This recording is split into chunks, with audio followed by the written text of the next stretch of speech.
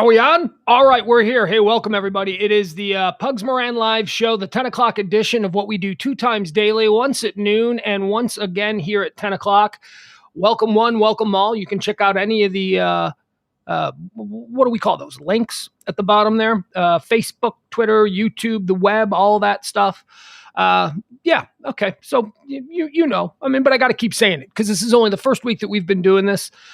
It is my humble attempt to do talk radio in a way that radio doesn't actually let people do anymore, which is just a non-divisive, all of that kind of stuff. Let me see what's going on in the chat. See that Brady's there. Okay, people filling in right now. I am going to start monitoring the chat better than maybe I had in the past.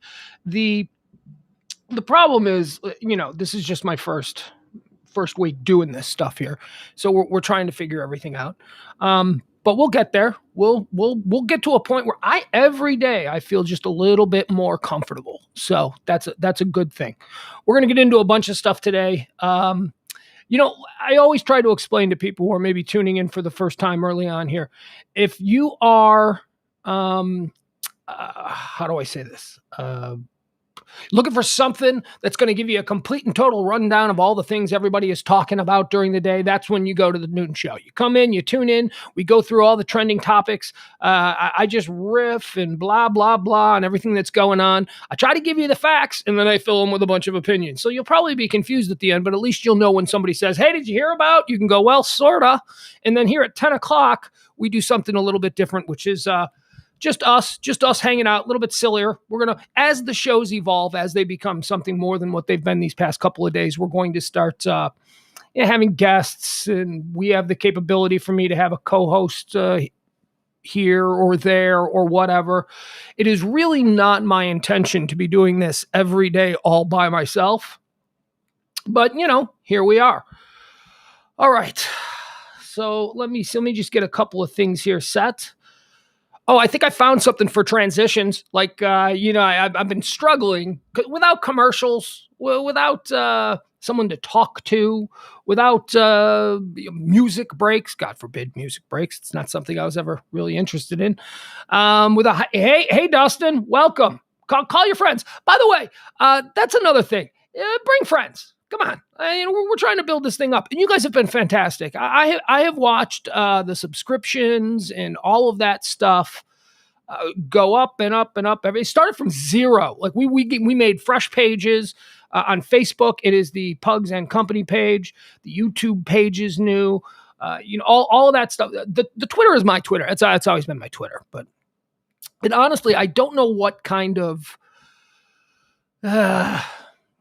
I don't know what kind of impact we're having here on Twitter just yet, but that's okay, because the bulk of my DFW people are on Facebook.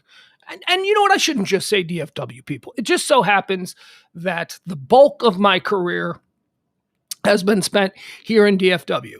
There was, about 8 years in Chicago and then like 12 years here. So, and my kid is here and I live here now.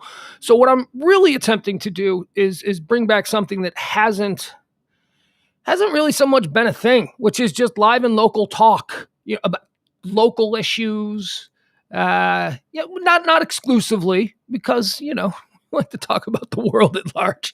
I mean, today we've got a couple of local stories. Today we've got, we're going to get into some national stuff. And I promise today, I promise you that I want to get into the Emmys. We're going to do TV talk. It's going to be, I think we're going to have like hot take Tuesdays and TV Tuesdays where that'll be what we'll do on Tuesday. But I've been planning for days to get into the Primetime Emmy Awards thing. I am loaded for bear. I love my TV watching time. And this is something that I feel very, very confident in talking about. So I promise in the 11 o'clock hour today, we're going to talk TV. We're going to talk about all the shows that are going up against each other. And we're going to talk about how incredibly conflicted I am on some of these categories. And maybe you guys in the chat rooms and hanging out, contacting me any way you contact me. Not even sure how that works. I am so, again, folks, I am a cave dweller. I am a troglodyte. All of this stuff I'm learning on the fly. We'll get there. Brady Moore says, speaking of local, I was actually on WFAA last week. That is the local ABC affiliate here in Dallas, asking for masks in our schools.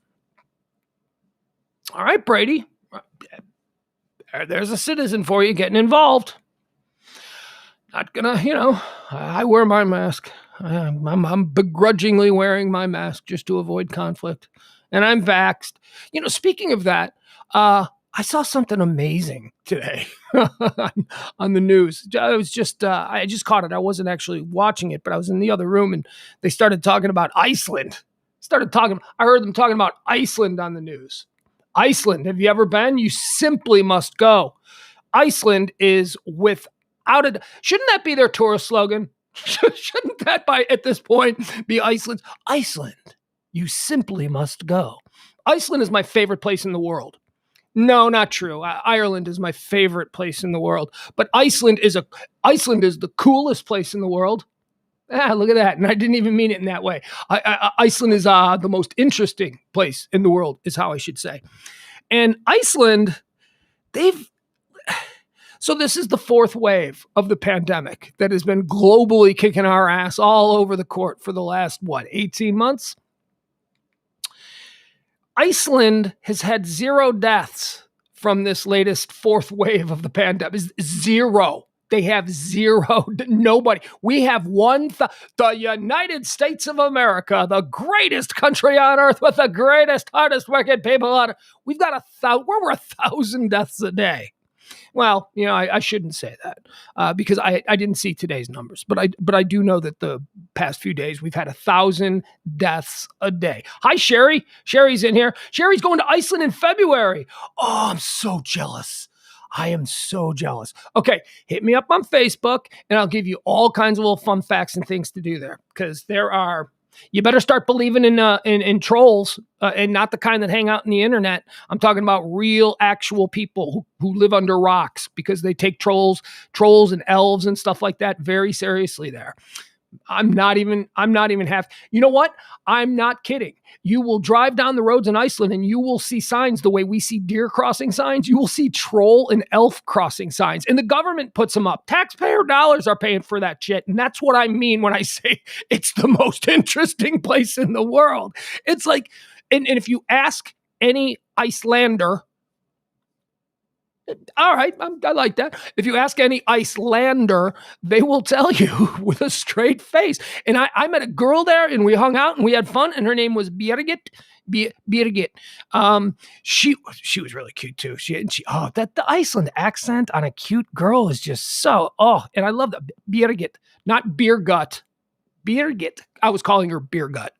And people, the other Americans that were with us, they thought that was funny, but she didn't really get it. She just kept correcting me on the pronunciation of her name. But she's the one who told me about it. I'm like, do you seriously believe in elves? And she's like, no, we believe in the house. Because, I'm trying to do my best Bjork because that is seriously what every girl sounds like there. They all sound like Bjork. So, but yeah, no, it's, now, here's why I say they're cool and they're interesting, because I don't believe that they really believe in elves and trolls. It's a very educated society over there. It's a very modern society. And as a matter of fact, feels like it's about, when you go to Iceland, it feels like it's about 5 years ahead of here. It's like, it's 2026 there already. It's very, very advanced society. They're almost like the people of Atlantis in some strange way. But they're cool because I don't buy that these people actually believe it. I just think that these are people in a culture that are so alienated from the rest of the world that they're just all in on a joke. They're just all screwing with us. So I am very jealous of you getting to go to Iceland. That is like the coolest thing. Let me see here. Steve Eaton, Arkansas here, lived in Dallas back in the P&K years. Well, thank you, Steve. Man, that is so great to have you here. Dustin, he's checking in from Little Elm. Dustin used to be my neighbor when I used to live up there in Little Elm. I think there was some situation where I ended up at their house or they ended up at my house. Maybe it was Halloween. I don't know what it was. I mean, I wasn't trick-or-treating. They probably were. They have kids. So I don't know how that works. So let me get a drink because as we've established before every 10 o'clock show and every noon show, I get struck with the absolute worst case of cotton mouth when we begin the show. I should have just like a big jug of water or something like that. Okay. So as I was saying, I found something for transitions. So when I end a story and I need something to just let everybody know that the story has ended.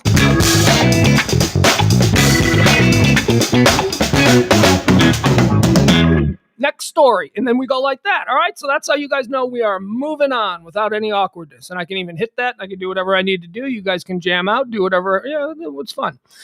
Jennifer Blair Martin, she's checking in as well. Hi, Jen. Welcome to the show. Speaking of Halloween, my neighbors put up her decorations 2 weeks ago.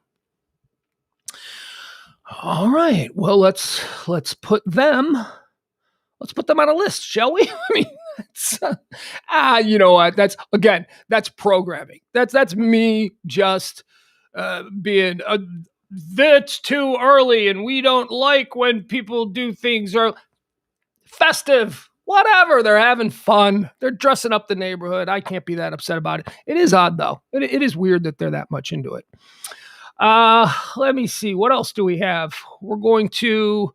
Okay, so I said we're going to do the Emmy talk. I promise. I've been promising that, so we'll get into that as well. And the 11 o'clock hour. We're going to do a couple of local things. You know what? We may as well. Let's do the. Let me see here. Let's do. What should we get started out with? Oh yeah. Let's get started with this one. Okay. So we'll start with a local thing that I wanted to get because somebody hit me up with this in the. I can't believe I forgot to do this. In the afternoon show, I was hit up with this story about the milk crate challenge. The milk crate challenge we talked about.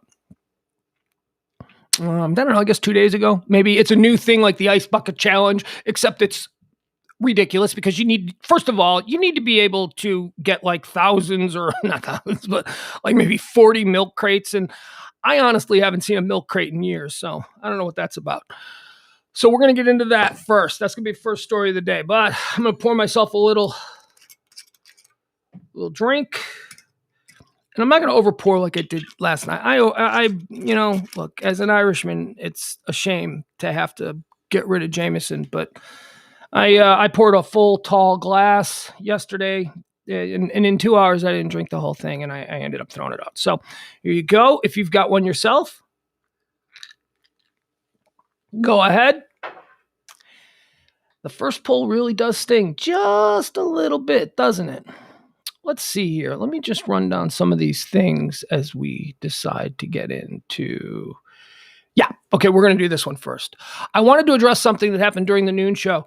Oh, actually, I wanted to address a couple of things that happened during the news show because, I told you, I go back and I watch these things and, I rewatch the show and I try and take notes and, try and obsess over what did I do that bothered me? What did I do that I can do better? What is that? Because, I haven't really done a regular show in a number of years. This is my attempt at a comeback. And, so just give me a little time here as I figure out how to maneuver in this new space that we have here, both literally and figuratively. I'll fix the phone. But today we talked about the Nirvana story, right? Do you remember that was one of the big trending stories from earlier today? The story of the kid, the baby who was on the cover of the Nevermind album in the pool chasing the dollar. And it really bothered me because I was corrected on that and I was actually proven wrong. So I felt bad, but then I was kind of proven right. And that is, I said that the story we were reading from was incorrect because they described the denomination that the baby in the pool was swimming after as $1. And I was looking at a picture of it and it wasn't $1. It was a $20 bill. And I went, that's a $20 bill. This is poor journalism. So somebody told me I was wrong and I went and I Google searched and I looked for, Google images of the album cover and I looked at it and I'm like, well, I'll be damned. It is. It's $1. What the hell was I looking at? And then I saw the very next picture or example of the album cover was a $20 bill. And that's because it was the 20th anniversary release. So, we were both right, but I was actually wrong because the context of what we were speaking was the original album cover when he was originally a 4-month-old baby. And that was, in fact, $1. So I stand corrected. But I was also right in that they did release an additional 20th anniversary with a $20 bill instead of a $1 bill, which actually makes sense. The story, if you're unfamiliar with it, is that the kid, the baby, is now saying he's suing everybody he's suing the ghost of Kurt Cobain. Literally, he's suing everybody for $150,000 each. I don't know what he's trying to get out of it. He's trying to get money, but I mean, I guess it's a cash grab. He's 30 years old now. Maybe he's got a pregnant wife, lost his job. Who knows? The pandemic's been difficult on all of us. He's maybe grasping at straws. I think he deserves something. It turns out that this kid from this iconic album cover received nothing. And there are some problems. The parents gave permission. The photographer was a friend of the dad. There were no documents signed, no releases. There was not. And then the album becomes one of the biggest albums of all time. So if I'm that baby, I'm like, where's my end of this? What do I get out of this? I'm the baby. Shouldn't I get something? Well, he's. I also suggested that, this guy is claiming that he's been traumatized his whole life. Has he never? At any point thought it was cool that he's the baby. And I would have used that. I would have used that the whole, and you know what? I'm the baby in the Nirvana album cover. That's difficult to prove, but there were a couple of great comments that I missed. Stacy on Facebook, when we were talking about this, she had a great observation. She said, I thought for all intents and purposes, it was a made up baby. Like it was Photoshop. They didn't have Photoshop back then, but it was, not a real baby.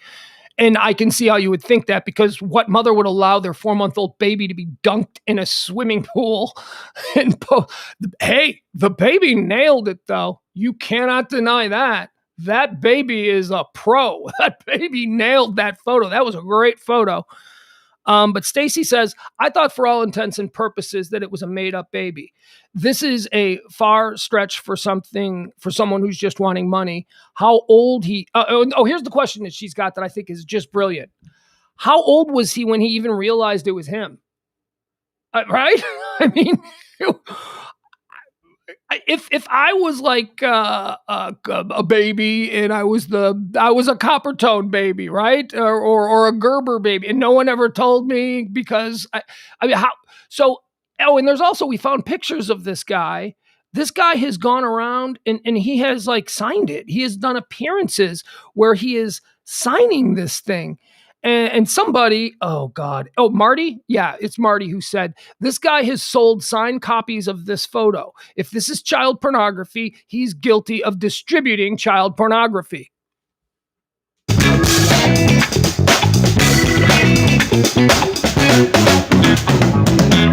See, we can even use that for thinking time. Although maybe we'll put something in there for thinking time. And not the Jeopardy theme. That's so played out.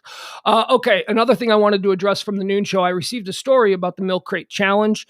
By the way, who is this? Let me see exactly who this is. I want to give credit where credit is due, because it was circulating yesterday on Twitter. Okay. Well, that ain't good. There was a story or a video circulating yesterday on Twitter. And it was a guy doing the milk crate challenge. Dallas, Texas TV. That's what it was. Dallas, Texas TV. You can follow them on Twitter, Facebook. They do good stuff at Dallas, Texas TV. They had a video of a guy doing the milk crate challenge. And I wanted to play it for y'all last night, but I thought better of it. Halfway, because we weren't sure, we didn't have the great kick-ass internet connection that we have now. We've tripled our speed. So any of that bad buffer, we shouldn't get any of that anymore. We should have no problem. So that's a good thing. But also because I thought, this is a little gross. A dude in Dallas was doing the milk crate challenge, and he fell, and Joe Theismanned his leg. It was awful because it was presented. I didn't see. They put a warning. They're those folks over there at what were they again? Dallas, Texas TV. I think that's what it is. I don't want to be. Yeah, Dallas, Texas TV. They're pretty responsible guys. They put a warning, and I looked at it, and it just caught me off guard, and it just really ruined me. I hate that stuff. I hate that. I can't look. I can't look at people. I can look at someone, I can watch a car crash. I'm not that squeamish, but boy, oh boy, when it's just a graphic break of a bone, that takes me to another place. That is not good. So in addition to that, I received a story today from Dallas about the Milk Crate Challenge that says that someone in Dallas had died from the Milk Crate Challenge. So we looked at, and I didn't do it. I saw it. I got it early. I received some texts from friends. Hey, did you see this? Hey, did you see this? And I didn't. I wanted to read it. I didn't read it. A lot of these YouTube things that go around, these YouTube clips, not only YouTube clips, but posts that people send on, be it Twitter or Facebook. They're just from guys who say something fantastic, and you're like, okay, I'm gonna need at least one more credible source on this before we really go for it. And so I looked at the story and I was like, there's not a whole lot of sourcing on this one. So I was sketchy. So I wanted to see the story, and my friend Emil, he sent me it too. He said, hey man, did you see this? And I'm like, okay, I'll check it out. Let me go check it out. So here we are now, just so that everyone knows, nobody died in Dallas for the Milk Crate Challenge. That was just internet bullcrap. And I hope you appreciate that on some level. I don't want to be one of those YouTube guys that just puts people in a spot where they're believing garbage. I didn't know it. I didn't read it. I'm not saying that it was garbage or that the people that sent it to me are bad people. They're not. I just don't want to, I was like, really? Okay, I got to see that. Dateline, Dallas, Texas. Dallas Police Chief Eddie Garcia told WFAA that the social media reports circulating about a woman who died after participating in the Milk Crate Challenge are false. The woman didn't die and was only injured. The Milk Crate Challenge? They ask. We really don't know much about it, Chief Eddie Garcia said Wednesday during a news conference. That's going to drive me nuts when I watch this. The Milk Crate Challenge? We really don't know much about it, Chief Eddie Garcia said Wednesday during a news conference. I know there's been reports that someone lost their life. The reports we've gotten is that we took an injured person report. That individual did not perish from the challenge. Goes on to say that officers responded about 11 p.m. Monday to the 8300 block of La Prada Drive. There was an injured person at the location, and an injured person report was filed. This, according to police. No further information was available at the incident. The Milk Crate Challenge has been circulating on social media this week. People take videos as they try to walk across stacked empty crates. The U.S. FDA, that's the Food and Drug Administration. How is this? Oh, I see how this is in their domain. I was like, how is the Milk Crate Challenge in the FDA's domain?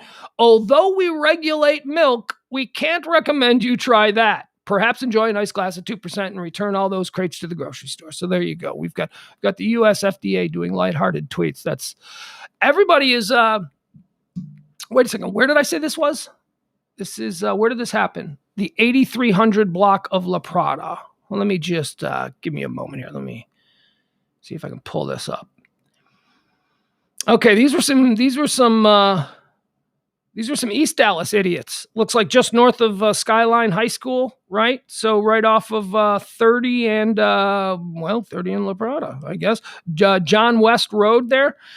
All right. So this looks like it was is this an apartment complex?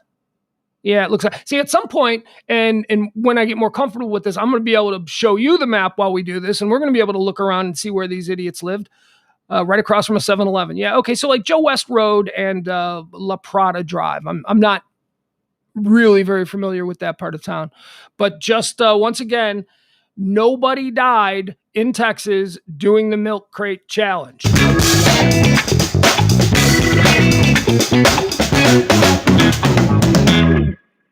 That's going to get old. I can already tell. I'm already not liking it. I thought it was going to be cool. Thought it was going to be fun, but I don't really like it. All right, let's go back to the chat room. Let's see who's hanging out with us tonight before we get into all the stuff that we're going to do. Oh, my God. Okay, I got to go all the way down here. We got Dobler. How are you? 5 a.m. here in Bremen, Germany. You're in Bremen, Germany? Oh, my goodness. How cool is that? I mean, I say that just because I'm trying to be optimistic and, positive about people instead of immediately going, oh, I don't want to be in Germany. I don't want to go to Germany, though. I would go to Germany if everybody promised to speak English. I don't think that's going to happen because I don't like to struggle. Look at me. For 2 hours, I'm just going to blah, blah, blah, blah, blah. I like to be able to communicate. And I have this like weird rule that I don't believe that I would enjoy any country where I don't speak the language, except Mexico. I enjoy Mexico because anywhere I go in Mexico, everybody's speaking English anyway. I mean, I've only been to Mexico like 4 times. And there was never a language problem. Not at the resorts. The resorts, everybody speaks English. You hear cool accents, all kinds of fun stuff. All right, let me tell you what I want to talk about today. I already told you 11 o'clock hour is what we're going to do. And I promise we're going to do it because discipline is something that's important in this business. I was starting to feel bad about me teasing the Emmy nominations so much the last 3 days and then never getting to them that it reminded me of, the Jimmy Kimmel bit where, oh, we're sorry, we just didn't have time for Matt Damon. He did that over and over. I don't know if he still does it. I don't watch many late night talk shows anymore. But in the grand scheme, we were talking last night about the greatest of all time, and I agreed with someone who said Conan. I think Conan is my favorite of all time, for sure. But Jimmy Kimmel's pretty good, too. I mean, I didn't think Jimmy Kimmel was going to stick around very long, but yeah, he's turned that into something. He's got a little thing there. But Jimmy Kimmel always did the Matt Damon. When we got Matt Damon on today's show, and at the end of the show, Matt Damon never shows up, and he's like, "We apologize to Matt Damon." Well, Jimmy Kimmel comes from radio, and just to give you an idea why I don't want to work in radio anymore, and why I'm so disgusted with absolutely everybody in the industry.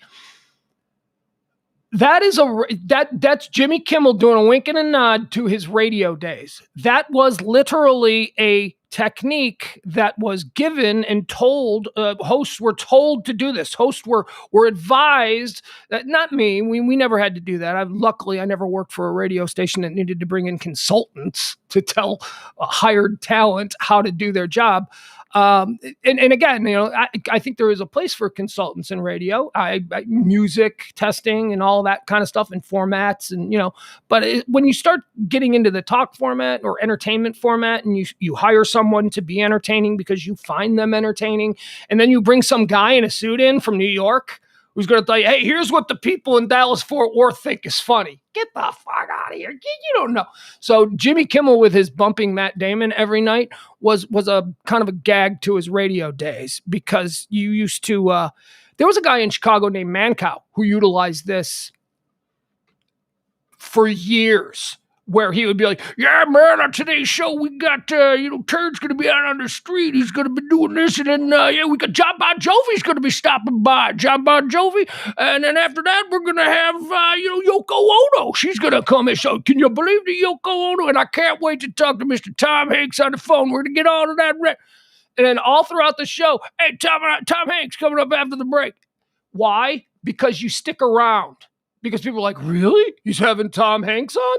And then at the end of the show, it's, my apologies to Tom Hanks, man. We were just too smoking here in the morning on the Mancow show. So Tom Hanks, you're going to get with him tomorrow. I'm going to go out to lunch with Tom Hanks right now. We're going to talk about, hey, Tom, you cool with that? Yeah, he said Tom's cool with that. He's smart. That's how disingenuous and awful radio became for a period of time. I don't know what it is now because I ain't been in it in a while. I think now it's desperate for anybody to take him seriously. I think maybe they've moved away from some of that stuff. But that's one of the things I always liked about Jimmy Kimmel. And that's the thing that I'm trying to avoid with the Emmy noms. So I promise you we will get to them today. It's not like I'm teasing. Hey, man, you don't have to actually do the bit. Just tease the bit, man. What are you doing? People don't care. There's stupid cows out there, a bunch of sheep. You just lead them to the slaughter, man. That's what this is all about. So I have no interest in engaging in that kind of duplicity, especially not here in the early days of the show. Okay. So, what, right?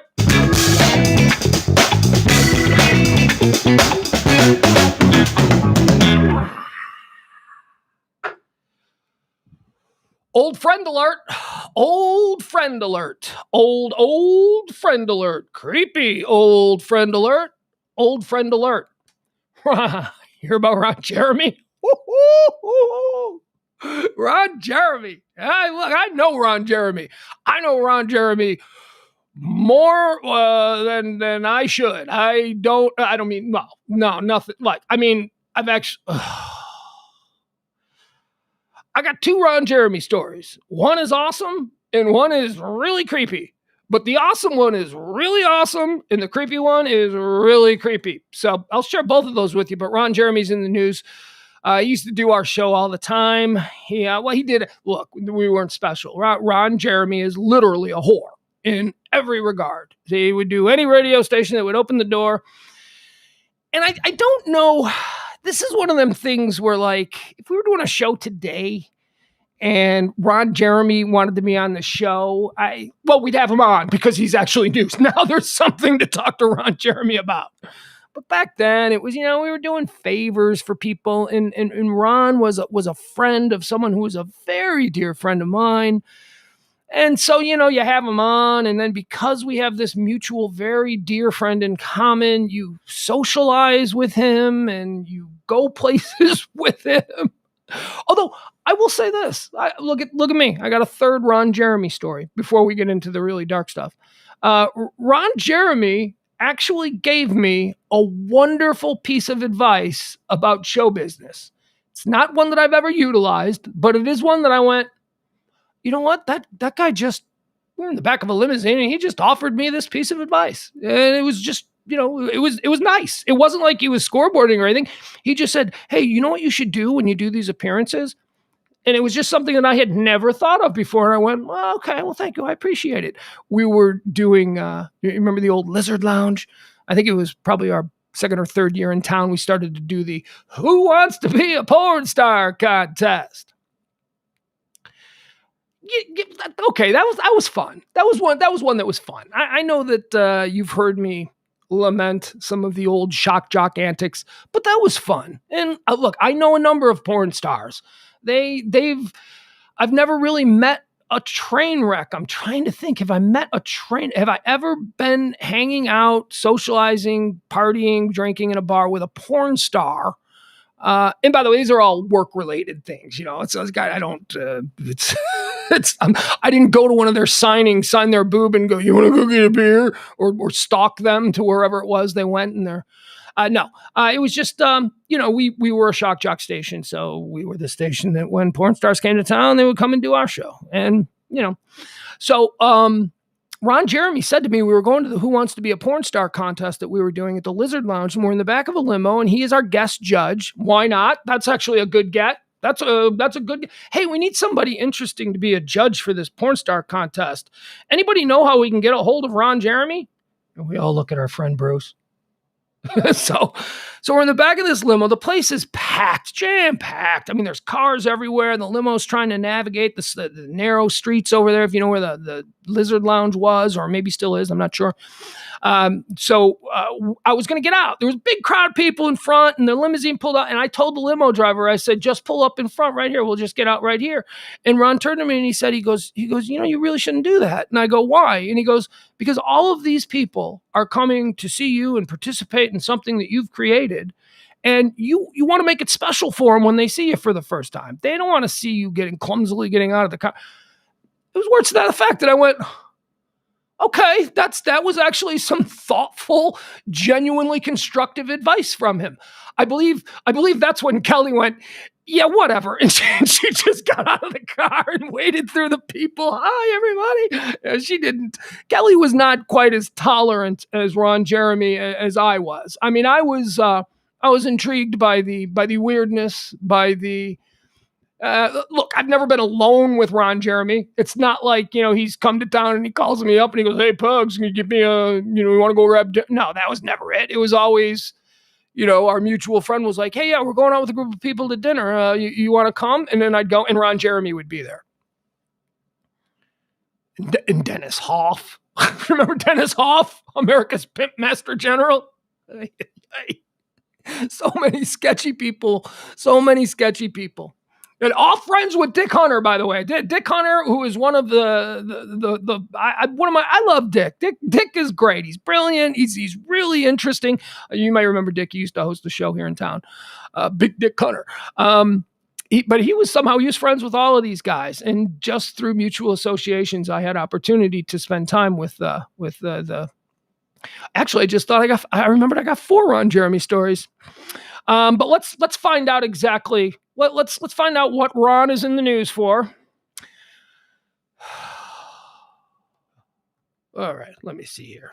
I mean, we know we got in trouble. We know that it's not a good era for a guy like Ron Jeremy to be walking around in, you know? I mean, we're going through a lot of people's closets. We're finding a lot of things that maybe he would have blown off. You know, people accuse him of, I'm going to go to the police. Yeah, whatever. Maybe it wouldn't have stuck in 1998, but boy, these things are sticking now. Adult film star, adult film legend, Ron Jeremy, has been indicted in Los Angeles on more than 30 counts of sexual assault stemming from allegations made by more than 20 women that span the last quarter century. This according to prosecutors. Jeremy, 68. I was surprised when I heard that he's 68 because I really thought he would be older. Here, let me tease you with something. Let me tease. This is one of my Ron Jeremy stories here. Okay. I'll tease you with this. Let me see if you guys can see this. This is a blurry picture from my cell phone. Can you guys? Okay, I'll try and get it so that the light isn't so bad. All right, you see that? See that right? Okay, see that right there? That is Ron Jeremy at the counter of Midway Airport. Look at the bag. He's got a bag full of fruit. I don't know what he's doing. He did not look good, man. Okay, that's one of the stories that I got for you coming up. Yeesh. Let me get back to where I was. Jeremy, 68, who looks like he's 80. I mean, he did not look good in that picture. Jeremy, 68, now faces 12 counts of forcible rape, 7 counts of forcible oral copulation, 6 counts of sexual battery by restraint, and various counts of sexual offenses on women with foreign objects or while they were asleep. Raping women. This, according to an indictment that was unsealed Wednesday. Jeremy also faces 1 count of committing a lewd act on a minor, stemming from an accusation that he sexually assaulted a 15-year-old girl at a party in Santa Clarita. Ooh. The problem with Ron Jeremy is that he exists in a universe that no longer is tolerable by anyone in any... Well, I shouldn't say that. I'm sure that there are people of Ron Jeremy's ilk, persuasion, age group, life history who probably think this is nothing. But, you know, he probably... I don't know about any of these cases. I can't speak to any of these cases. But here's what I can tell you. Here's what I know. And this ties into one of the stories that I'll tell you. Ron Jeremy stories. Hedgehog tales. In the adult film business in Los Angeles, it was regular operating procedure for when a girl would go to, I believe the man's name is Jim West. He's the guy that, you know, discovers porn stars. It's like a modeling agency on Sunset Boulevard. And if you want to get into the porn business, you got to go see Jim West. And what Jim West does is he has you up there to his offices and they take pictures of you, you know, naked, topless. They talk to you a little bit. And then they send you over to Ron Jeremy. They send you over to the Hedgehog. If you really want to be in that business, and maybe Jim West thinks, see, this is a girl that we can't hire her and tell her, or, you know, tell directors and producers and have a crew and have them waiting around for her, and she's going to change her mind. We need to be absolutely certain that this girl is going to go through with what she's saying she wants to go through with. So it was routine for them to send these girls to Ron Jeremy. Why?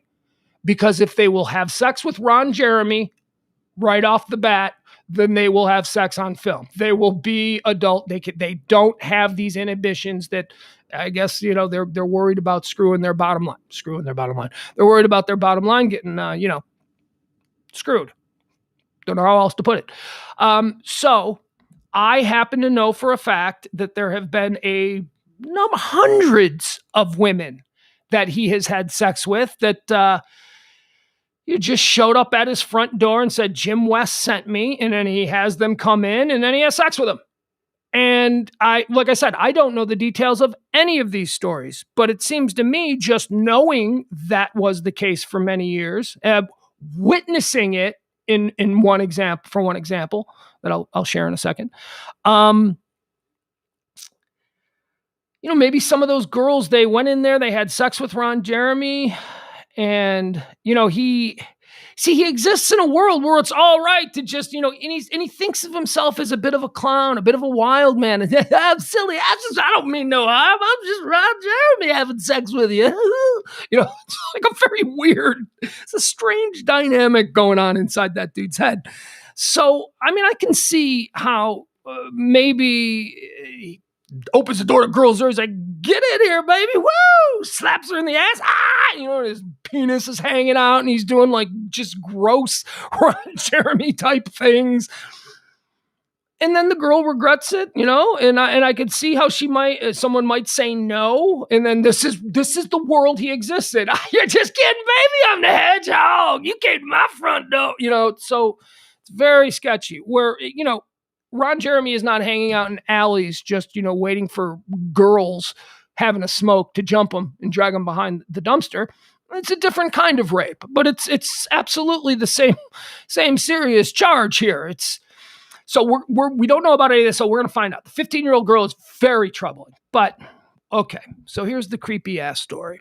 One of the years that we went to the Grammys, we went with a group of people, and we always, you go to the Grammys, that's an exciting thing. We would broadcast live from there for a week, interviewing all the nominees, all the bands, all the celebrities, and then, anybody pushing anything would be dumped off at this big area of the Staples Center. I'll give you an example. Rob Schneider, hey, it's Rob Schneider here. He's not nominated for any Grammy, but, his publicist got him on the list to come into this room because it's where 100 radio people from all Radio Row is what they call it. 100 radio people in this beautiful country club dining room type setting that they have there at the Staples Center. And then just celebrities are walking around. They're just walking around, and we're all sitting at a table, not unlike what I am now. We always, Kelly and I always had, for some reason, it was not deserved. It's not like we were the biggest show, but we always had the best booth. And I think it was because someone at our radio station knew the person who was putting it all together, and they always gave us the best booth. We had the Sinatra booth. It was, there were people at folding tables, if you were the morning show from Tampa, they're like a card table with chairs. We were in a leather giant booth that seats like 8 people with a big mahogany table. And what happens is that the celebrities come through and everybody has their producer there, and their producer will say, hey, I think Janet Jackson just walked in. Do you want to get her? And of course, yeah, get Janet Jackson. We never did. She walked right past us. There she goes. Got Kim Kardashian. That was cool. Although it comes with a bit of a disclaimer.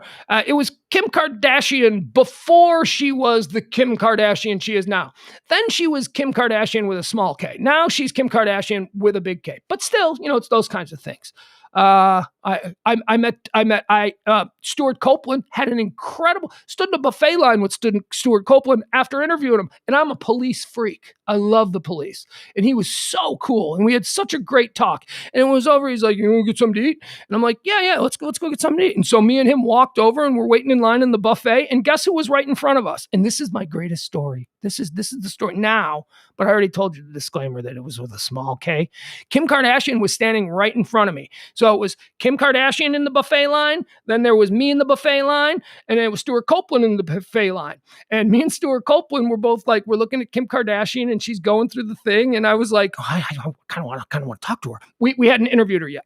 And she explained to me the difference between red and green salsa. I know the difference between red and green salsa now because Kim Kardashian took the time to explain it to me. So it's one of those kinds of things. So we're out there for an entire week, and during the week at night, you go out to dinner, and they're usually big dinner events because hey, it's a celebratory time to be out there. So every night it's another dinner with 10 more people, and everybody who's got friends in LA are coming, to the dinner. It's good times, wonderful times. So one of these dinners, Ron Jeremy is who we're going with. Remember, I told you earlier that he was very close friends with a very dear friend of ours. One of the best people I know is no longer with us. Nobody's perfect. He had a friendship. It was a business relationship. Bruce X, I think I talked about it last night. He was the guy that put all the money into the porn industry and all that kind of stuff. He was a legitimate businessman, but he saw an opportunity to invest and triple and quadruple or whatever he did with his money. So we had these big plans to go to dinner, but the idea was, and I don't know who was with me. I don't know if Kelly was there. I know Kelly knows the story. I know Kelly heard about the story, but we went to a massage parlor, like with Ron Jeremy. Like he walked in like Norm from Cheers. It was like, he walks in and we're like, what the hell are we doing? And I don't want to get a massage. And I know that if Kelly was there, she didn't want to get a massage.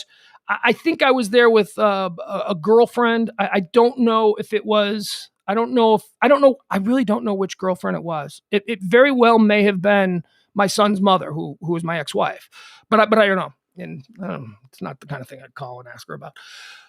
But I didn't want to get a massage. But I'm being given every indication that this is on the up and up, that this is just a real massage. And, Ron comes here all the time and he doesn't need to go to a massage parlor for sex. It's not that kind of place.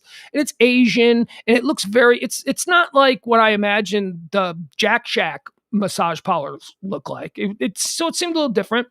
So they're like, you want a massage? And I'm like, no, not really. And so I sat there in the waiting room on a chair.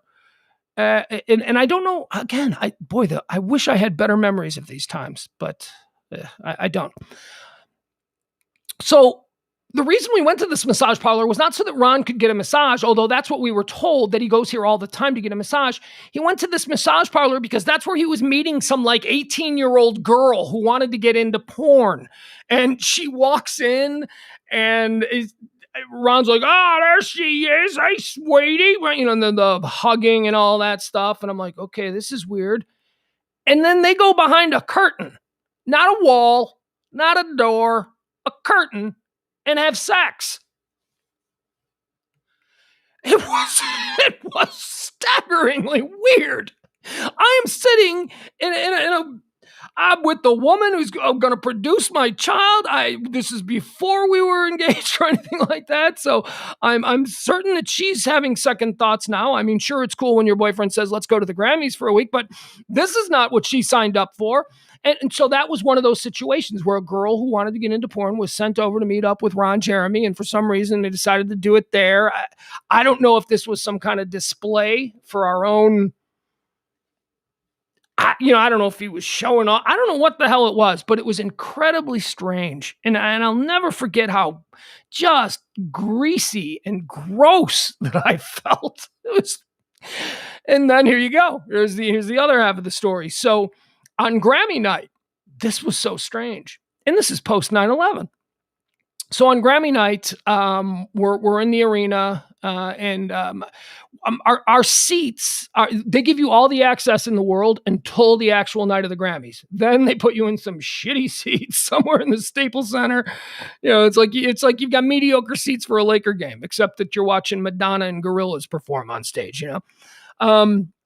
But for some reason, our friend Bruce X and Ron Jeremy had backstage passes to the backstage lounge where all the celebrities were hanging out and drinking after they won their award. You see it when they win their awards, they go up and they stand on stage. They're like, I just want to thank, and then they take questions from the press and all that.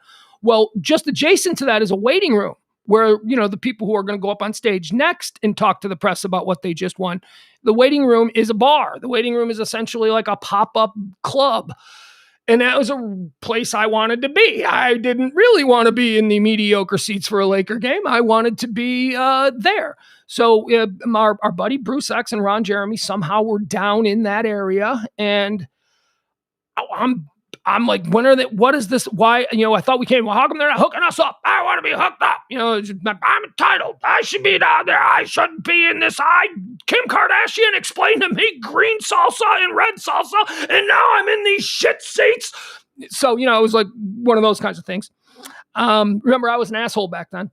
And Ron Jeremy comes and gets me and maybe Kelly, or no, this time I'm absolutely positive that it was, yes, for this story, I'm positive who it was. It was my son's mom. It was my ex-wife. And they come and get us and they bring us down to the entrance of the, everybody's trying to get in. It's a red rope and there's security and there's Los Angeles police standing there and they're checking everybody's wristband to make sure that they're allowed into this super VIP Grammy night area. And I didn't have a wristband. I didn't have anything. Ron Jeremy didn't even have a wristband. So we get there and I go, Ron, I don't have a wristband, dude. I don't know how I can get in there. He's like, don't you worry. You just come with me. And the minute Ron showed up in this mass of people trying to get backstage, it all began. Hey, it's the Hedgehog! Hey, Ron Jeremy! Hey, it's the Hedgehog! And he's waving at everybody and he's shaking hands. And I'm standing behind him like, okay, this is oddly one of the most recognizable people on the planet, apparently, because here we are, Madonna is in there and you people are going nuts for Ron Jeremy. That says a lot about you. So in this sort of hubbub, pandemonium caused by the Hedgehog's arrival at the VIP area, we make our way up to the security guard who is checking wristbands. And the security guard, and this is why it was interesting. She was a Los Angeles police officer. She's a black woman, LAPD cop. And Ron walks up to her and she goes, well, hey, Ron Jeremy. And he's like, how are you, darling? And she's like, give me a big hug. And now he's hugging the security guard who is checking the wristbands. And Ron Jeremy goes to her in mid-hug, all right, go ahead with me. And, when somebody says they're with me and you get that pause, you just go right through. You don't ask any questions. You don't look back. So Ron Jeremy, that's the cool, crazy Ron Jeremy story. He got me into the VIP area backstage at the Grammys, where I then was struck by terrible anxiety and couldn't really do anything. That lasted about 5 minutes. And again, if you know anything of my history, we've talked about this. Every time we would do concerts and bands, I never go backstage. I don't want to go backstage. If I'm friends with the band, I'll go backstage. Like here in Dallas, if it's the Toadies, if it's those guys, I'll go backstage because those guys are friends. I like those guys. Those guys are cool. Bowling for Soup, just like that. If it's those guys, I'll go backstage. We'll hang out. Hell, I'll probably just watch the show from backstage if it's guys that I'm friendly enough on that level. But it's like we went to see Everclear. And Kelly was a huge Everclear fan. And Art, the singer for Everclear, was a semi-regular on her show. He'd been on our show a number of times. And, so she was comfortable going back there because she had kind of a connection with him and all that. But I remember standing backstage at Everclear. And this is 2002, 2003. And I remember just being killed by the anxiety of it. So I don't belong here. These people are all working. This is their job. It's crowded back here. And why is it crowded? It's crowded because people like me are just standing here being looky-loos. I don't like it. So that's what happened with me backstage at the Grammys. It was probably one of the greatest situations of my life. And I fumbled the ball. I couldn't handle it. And so I had to bail out on it. Okay. One more Ron Jeremy story that goes back. Actually, another one. Kelly, to her credit, I was willing to just back then, if somebody was an obvious sleaze or less than good, we'll say, type of character, I could overlook it. Why not? We're just in the moment. I don't care what he did then or what they say he did now. He's being fine now. Kelly wasn't like that. Kelly had a little more integrity than me. Kelly hated Ron Jeremy from the very beginning. And I remember we were out to dinner once and Ron Jeremy had this weird sort of thing that he would do. And it was when he did it, We were all shocked, but it was explained to us that he does it all the time. If you have dinner with Ron Jeremy, he will eat your food. He won't even ask. If he likes what it looks like you're eating, he will reach over a table and grab something off and he doesn't pay. He doesn't pay for anything. That's the other thing about him. He's legendarily cheap. Saved every penny he's ever got. Drives a shitty car, lived in a crappy apartment. Everything was in the bank. Everything was invested, which is good because he needs it now. He's got $6.6 million bail. So, it's good that he's got a little bit of money. Although apparently couldn't come up with it all because he's still in the Twin Towers, which is what LA County is known as. But he reached over to, I should let Kelly tell the story because, my memory of it may not be exactly the same, but we're in agreement that this did happen because she knows this happened. He reached over and ate some. She ordered food. She was hungry. He reached over and he ate something off her plate. And the look on her face, Kelly is a badass, man. Kelly, you don't want to push her too far because she does not put up with any bullshit from anybody. And she's not struck by the power of Ron Jeremy. She looked livid. And I'm like, oh, here we go. And that's why everybody was like, oh, let's make a joke of it. Let's just have fun with this. And she was like, ugh. I don't believe she ate another bite all night. I think that she just went, fuck this. That was unbelievable. You don't touch people's food, especially if you're Ron Jeremy. Have a little self-awareness, right? The hell is wrong with you? Oh, my goodness. All right, so now back to the photo that I showed you. Here's the photo. This is the third Ron Jeremy story, the fourth one. I don't know. I can't believe that I've got so many Ron Jeremy stories. All right, so we'll go back to this photo. Remember this photo? See him there? That is Ron Jeremy. That is Ron Jeremy at the corner or at the counter of Midway Airport in Chicago. Now, my little boy, my little champ, my little guy, he used to, for years, fly back and forth between Dallas and Chicago for us to have our time together. And a little champ, he'd been flying alone since he was 5 years or 6 years, whatever he was. Flying alone, just a little champ, not even weird. First time, kind of scary. By the second time, fine with it. Third time, he's the old pro. Southwest used to put my boy with other kids who were flying alone, especially for the first time, because my kid could talk them up and he could make sure that they were cool and all that. So, my kid's a little pro with flying alone. Good for him. Kid's been on a plane more times. He's 12 years old. He's been on a plane more times by 12 than I was by 40. I mean, the kid flies a lot. So why do I have a picture of Ron Jeremy at the airport? I was taking him back. It was the end of summer, and I was taking him back, and we were going through the airport, and we were, doing the bags check and getting to your counter, all that stuff that you do. And I saw Ron Jeremy. I recognized him right away, and I was with my kid, and I remember seeing him, and I just stopped. And my kid kept walking, and then he stopped. He's like, "Dad, what are you doing?" I go, "Just slow down, because we were about to be standing right next to Ron Jeremy in the security line. And like I said, we know each other. We know, I didn't want this. I was with my kid. He looked absolutely terrible. He looked terrible." And he goes, my kid is like, "What's wrong? What's wrong?" He doesn't like the way in line. He's like, "What's wrong? Let's go. Let's get in line. It's not that bad right now." Hold on, dude. We gotta wait. Come here, man. Come here. What? Dude, you see that guy right there? He's like, "Ew, that guy?" "Yes, that guy. Shut up. Don't look. Don't point." "Yes, that guy. I know him." "You know him?" "Yeah, I know him." "Ew, he's actually famous. It's actually kind of interesting that I know him. Stop judging me." "Dad, what is he famous for?" "Well, he's actually the world's..." "You know what? He's just a well-known guy." "What does he do, Dad?" So it was like, and it turned into a fight between my son and I because I couldn't figure out how to explain what Ron Jeremy. So I just said he's a movie star. He's like, well, what's he been in? I go, he's not a movie star. He's been in movies. He's an actor. He's like, he doesn't look like it. He looks terrible. I'm like, yeah, he does. So then when we were actually in the line and at a safe distance, I snapped that picture of him just because I couldn't believe what the hell was going on. And it's blurry. I apologize. But you want to see something weird? You want to see the strangest thing? Okay, this is the weird thing about this picture. Yeah, there we go. Can you see the bag, or is there too much of a glare on? The bag is filled with fruit. He was flying with a bag of fruit and vegetables.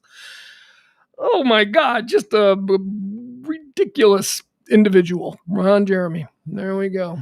Yeah, well, and also the other interesting thing about Ron Jeremy, he's been in prison now or jail, I guess, awaiting trial. He was indicted today, a whole bunch of horrible charges. So, obviously he's a questionable guy, which is why I didn't really want my kid exposed to him. Come on, that's not what I meant. It was kind of a greasy kind of a situation, and I didn't want to have to talk to and I didn't know if he would say something inappropriate because he is extremely inappropriate, and I was with my kid, and I just didn't want it. So, but Ron Jeremy in prison, what do you think that's like? I mean, does Ron Jeremy, because, look, he's an incredibly famous dude, especially when we're talking about, yes, Scotty Hammer. Hey, Scotty, how are you? Good to see him. He looked like the Penguin from Batman there. He absolutely did. James Garcia with a Ron Jeremy story. Ron invited Sybil and I to the after orgy when he debuted his movie here in Dallas. We declined, but thought about it. Yeah, you got it, right? You got it. You can't get offered an invitation to an orgy with Ron Jeremy and just dismiss it out of hand. You got to consider it. What kind of a person doesn't go, okay, let's play this out. How does this work? I wouldn't have gone either, James. And I certainly know that Sybil wasn't going. So, But what do you think Ron Jeremy's life was like in prison? Is he, hey, hedgehog? Yeah. Is he popular because he's an affable guy and, although extraordinarily inappropriate, I'm guessing that fits right in with guys in prison, right? We're not talking about a bunch of graduates from the Miss Manners School. We're talking, so maybe prison, he's all right. Maybe he's kind of a mascot in prison, or is Ron Jeremy a fuck toy in prison? Is that a thing? I could see both being true.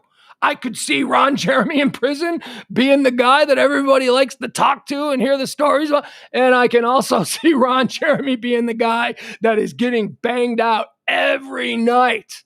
They could say I banged a porn star. No details, but I banged a porn star. I didn't tell you about it. Yeah, it was when I was away.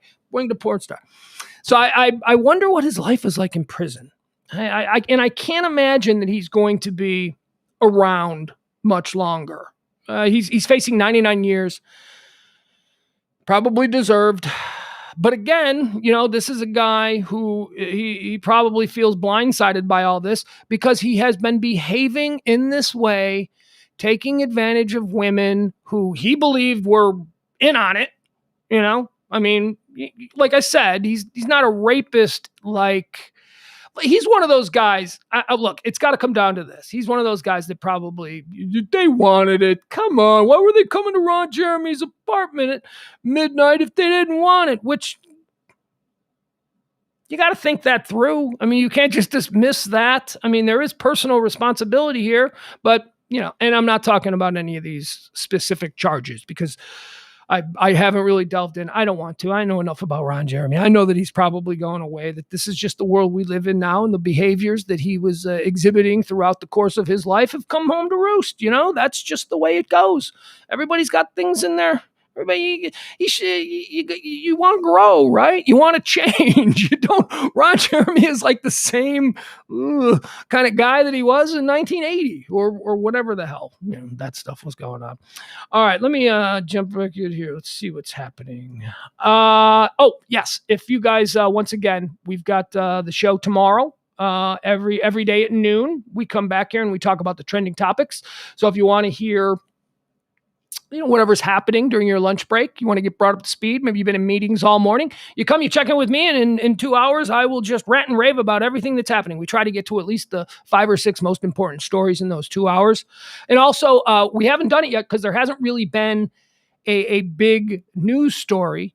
But we're going to be doing breaking news too. So if something happens, something big, something starts to break. I mean something big nationally. So it has to be really big globally. But certainly these awful mass shootings, and I hate that these are all such dark things. I mean, I just can't imagine in the world that we live in that I'll break in for good news. Challenge accepted. Challenge accepted. I may now attempt to do a breaking live spot with something that's really good news that's breaking. I don't know what that will be, but we'll find out. So we're going to be doing that as well. So if you want to follow us at any of the things that are listed there, the Facebook page, the Twitter page. I don't know how you do it. Let me see. Where are we? There it is. All right. Boop, boop. Oh, I almost forgot.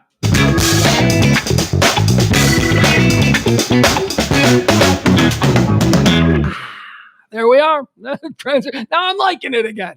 I'm just telling my Ron Jeremy stories. So it always gets me in a mood. Let me see what else we got here. We're gonna do calls. Should we do? No, because it's already 11:06. And what did I promise? I promised that we were going to do the Emmy breakdowns. We're going to talk about TV shows and all that stuff, and you'll get all of my thoughts. I did want to mention this. Although you know what, I might save that. I might save this. I might do this till tomorrow.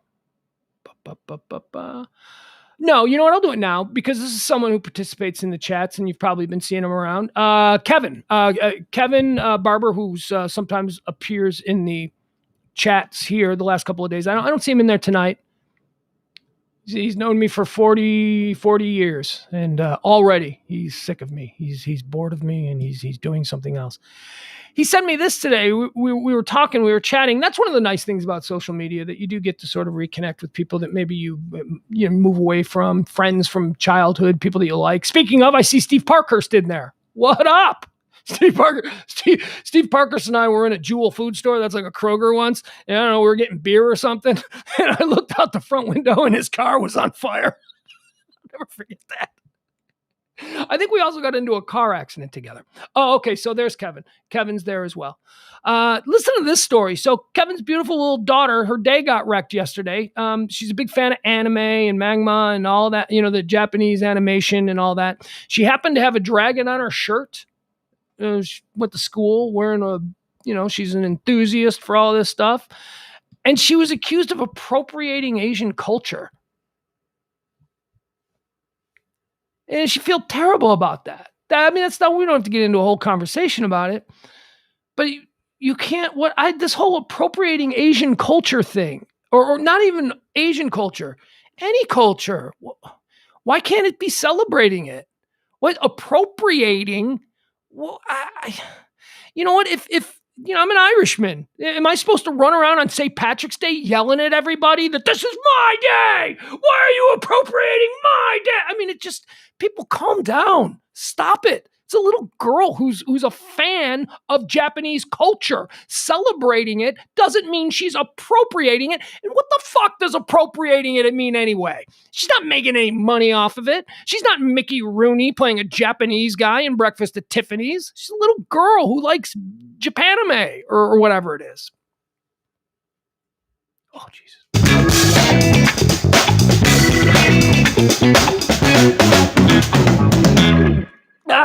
All right, on to some TV talk. TV. All right, so I wanted to do this because I love the primetime Emmys. I wanted to talk about what the shows were that are going against each other, and I want you people in the chat room to help me out here as we pick our favorites. Not necessarily the ones that we think are going to win, but the ones that we think are going to be the winners, the chosen ones. And we won't do all the categories. We're just going to do the fun ones. We're going to do best comedy. We'll talk about the best drama. We'll talk about the best actor in a comedy. We'll talk about the best actress in a comedy, drama comedy. We'll just do that. We'll run through that, and that'll probably be it. We'll do. I don't know, maybe we'll have time for something else. I don't really know. But how about comedy series? You like comedy series? I haven't watched a network comedy series. Ooh, it has been since The Good Place went off the air. The Good Place is just such a tremendous. If you have an opportunity, maybe it's on Hulu or Netflix or wherever it is. But The Good Place, Ted Danson, Kristen Bell, just such an amazing show. But honestly, that was, and even before that, I hadn't watched network comedy other than maybe a couple episodes of Modern Family and a slight familiarity with the Goldbergs, which I also think is a pretty cute family show. And there's room for that stuff. There's way more than enough room for these cute little family. Everything doesn't have to be Curb. Everything doesn't have to be appealing to, somebody's, this is some extremely high-end comedy. It doesn't all have to be like that. It can be stuff that you can sit with grandma and the kids and all that. Goldberg is a fantastic example of that.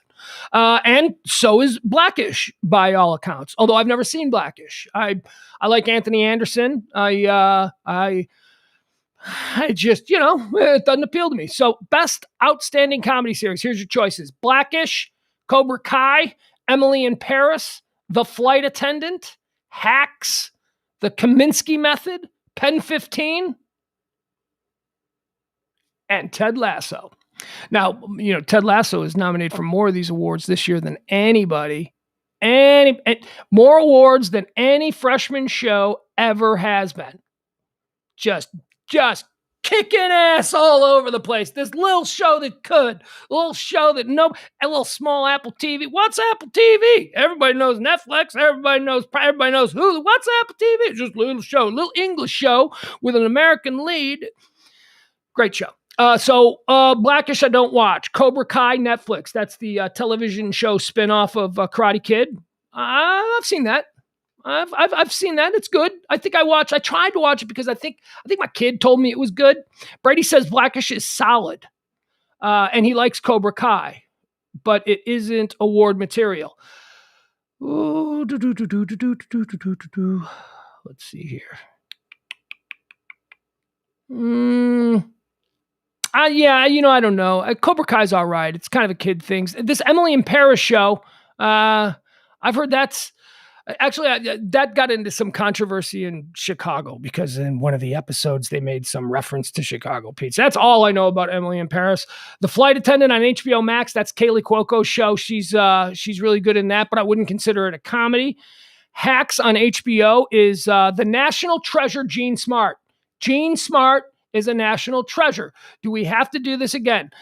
You've got Gene Smart and you've got Catherine O'Hara. Those two right there are our national comedic actress treasures. Gene Smart is the lead in Hacks, which is a very good show. If it wasn't for, in my estimation, if it wasn't for Ted Lasso, it would be Hacks. It would be Hacks as the show of the year. Kaminsky Method on Netflix. That's the Alan Arkin, or is it Adam Arkin? Or I don't know. Did one of them pass away? I don't know. And Michael Douglas. That's a Netflix show. Pen 15 is on Hulu, and then you've got Ted Lasso on Apple TV. I get rid of all of them. Except for this is a 2-horse race. It comes down to Hacks and Ted Lasso. Both of them are incredibly deserving shows, although I got to be honest with you, you got to go with Ted Lasso. I want Ted Lasso to win absolutely everything. Ted Lasso is my current favorite show. It's 14, 15 maybe episodes into the full series run, and it's damn close to being my favorite show of all time. Never has a show made me want to change the way I behave. Never. I mean, other than, dressing like Don Johnson back in the Miami Vice days. That's probably the closest thing. But this Ted Lasso actually changed. I watch it with my son. Me and my kid love it. We now do little Ted Lasso jokes between us. We have little contests, like we have make people smile contests. Like my kid and I we'll pull up to a 7-Eleven, we'll be in the car, and I'll say, I bet you can't make two strangers laugh. And he's like, yeah, I can. And so then he goes in and he tries, and it's all about going out into the world and making positive impressions on people, strangers, friends, instead of just being the guy in line at Starbucks going, who's buried into your phone. Make eye contact with people. Say hi to people. Oh, is that weird? Does that make me a fucking creep? Because I'm actually out here trying to be nice to people, smiling at people, call people by their names, I mean, that's something that, I've really taken from that show. So I would hope that Ted Lasso wins that one. Best outstanding comedy series. Outstanding drama series. We got The Boys on Amazon Prime, Bridgerton on Netflix, The Crown on Netflix, The Handmaid's Tale on Hulu, Lovecraft Country on HBO, The Mandalorian on Disney, Pose, and This Is Us on NBC. Pose is on FX. Any picks here from any of the folks that are lurking around? I don't know. The Boys on Prime Video is fantastic. The Boys is tremendous. The Boys is a story about superhero. What if superheroes were real, and what if they were just, what if you could go to a bar on a Friday night and you run, hey, is that Captain Sunshine, or whatever that is, and it's just how Superman would really be if Superman was really a guy that was here and walking around. And they're terrible. They're portrayed very much like highly paid, self-centered professional athletes. The Boys is great. I don't want to give away anymore because there's a whole story to it. But The Boys is great. And it's so nice to see it nominated and people noticing that it's really original, really unique, really gory. It's graphic. It's violent. It's not a kid show. Oh, I know it sounds like a kid show. It's not a kid show. It is an adult show about superheroes. Okay, maybe for adults with a little bit of stunting going on.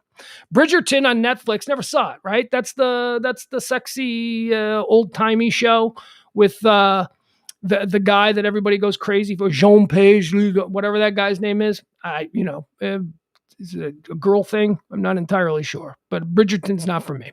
The Crown. Oh, no, The Crown is definitely for me. The Crown is badass. Probably not the best way to describe The Crown. The Crown is fascinating. The Crown is fascinating. If you love history, and I love history, that's what The Crown is. The Crown is about this woman who has sat on the throne of the United Kingdom for like 80 years or whatever it's been. She's seen everybody. Everybody who has been important to this world has at some point come and hung out with the Queen of England. And that's what The Crown is about. It's just a wonderful show. So cool. It's fascinating. Everything about it is top notch, and it's not boring. It's not like I've never seen Downton Abbey because I just look at that and I go, nope, not for me. But that's not The Crown. The Crown is, sometimes it's like an action series, because terrible things have happened, like the Falkland War. The episodes about the Falkland War, with Andrew, again, we were talking about Ron Jeremy, and Prince Andrew might be heading there too.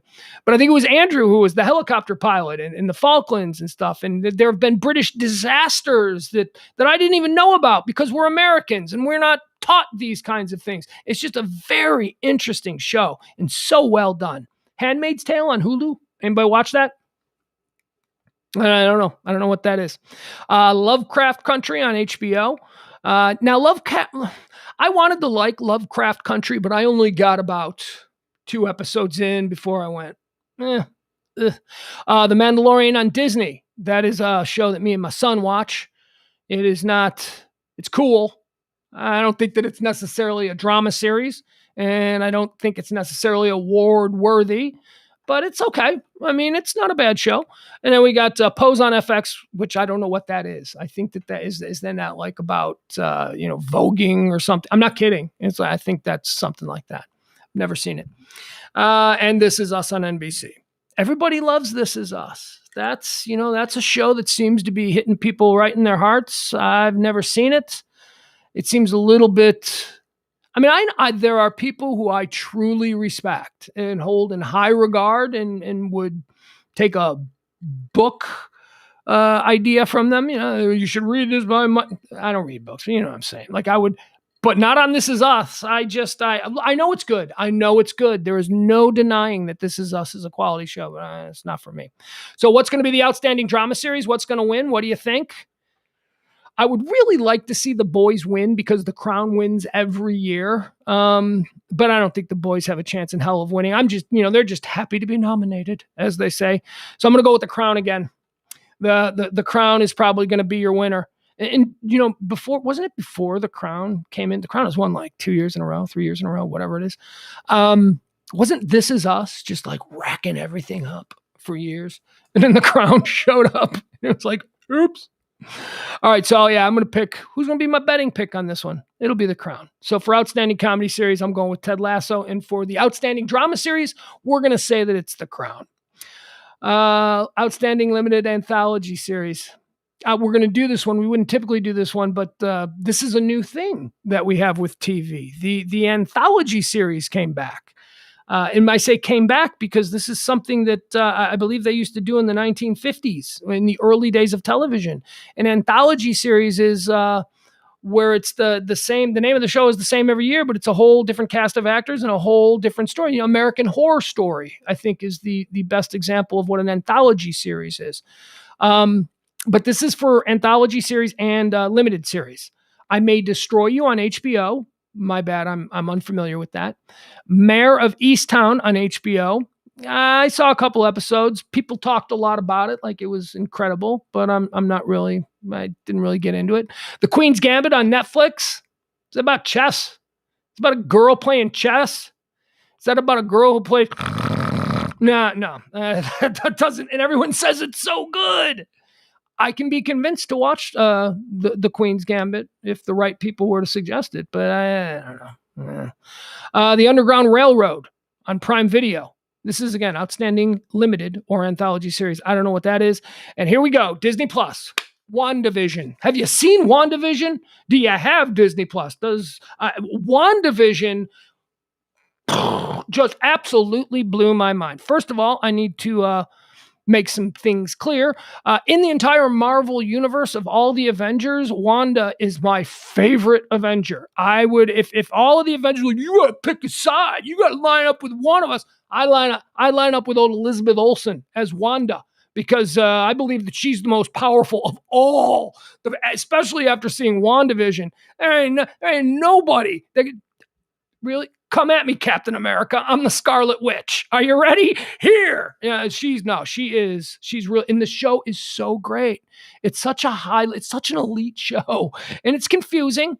And it's one of those shows that if you can get through the first 3 or 4 episodes, it's going to take a right turn on you, and you're going to go, whoa, that's what they were building up to. Holy cow. It'll pay off. So for outstanding limited or anthology series, absolutely 100%. My pick is WandaVision. WandaVision and Hacks and Ted Lasso, I think, are the 3 best shows in all of TV right now, certainly in the last year. Outstanding competition program, I don't care, because remember, we don't do reality TV here. Outstanding variety talk series. I wanted to do this one because we had the conversation about the, who is the best late night talk show host of all time. And someone suggested that it was Conan, and I gave that some thought, and I can't argue that. I know that we are programmed to say that it's Johnny Carson, but not for me. I mean, Johnny Carson was great. I remember sitting up late at night watching Johnny Carson with my grandpa. That's Johnny Carson's wonderful memories for me. But no, it's not Conan. Conan was the guy that really connected with me and my generation. So outstanding variety talk series. Conan, right there, first. And that's great, because he's gone now. He's stepping away and doing other things. The Daily Show with Trevor Noah, Jimmy Kimmel Live, Last Week Tonight with John Oliver, and The Late Show with Stephen Colbert.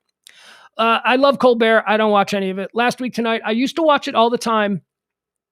I used to love watching John Oliver, but then it just got too much. It's too much. I'm just tired of people bitching and moaning and complaining. And look at what former guy did here. And look at and I'm just, okay, that's enough. That's enough. Let's talk about something else, man. Can we stop? So I haven't seen John Oliver in a year, just because I can't do the divisiveness. And the Daily Show with Trevor Noah, I watch that every once in a while. It was difficult for me to give Trevor Noah a chance because I really didn't like him. The first couple of weeks, I really didn't like him, and I was really angry that Jon Stewart is gone. But I like him now. He kept Jordan Klepper, and Jordan Klepper is one of the funniest people on TV. And so if I got to sit through a little bit of Trevor Noah, which isn't really that difficult anymore, he's a charming guy. Just to get to me some Jordan Klepper, I'm willing to do it. So what's the best one there? Conan, Daily Show, Jimmy Kimmel, Last Week Tonight, Late Show with Stephen Colbert. I think Colbert's the highest rated of all of those. I would have to say you got to give it to Conan, right? He ended his run. He walked away from the show. You got to let Conan get up there and make a speech. How do you not give it to Conan O'Brien after just the years and years that he's put in, the way he was jerked around by NBC, found himself over at TBS, made the best of it. That guy is a gamer. That guy is brilliant. That guy is he seems like such a nice fella. Doesn't he seem like a nice fella? He just does. All right, let's get into the acting categories now, okay? Outstanding lead actor in a comedy series. Now, remember I said Ted Lasso is going to win this one. And by the way, folks, just bear with me. We're building up to something that is going to drive me nuts, and we're just going to have to work this out on the air. I'm going to need your help. Outstanding lead actor in a comedy series. You got your Anthony Anderson. He's, from Blackish. He plays Andre Dre Johnson.